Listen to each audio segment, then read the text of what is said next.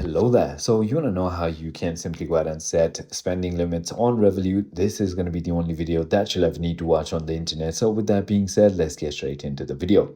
So all you need to do is simply go ahead and open your Revolut application. Make sure that you're logged in into your account. Then open the Revolut app and navigate to the cards tab. Tap on the physical or virtual card you want to manage, then tap the settings icon, usually a gear, or find settings within the card details. Then scroll down to spend controls or select spending limits, and then toggle the spending limit on, enter the amount, choose the frequency, which is going to be monthly or weekly, and then tap on apply.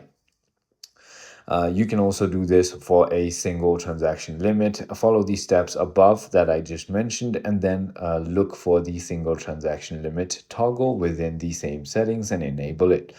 Set the amounts and then apply. I hope this video made everything clear to you. If it did, hit that like button, and I'll see you on the next one.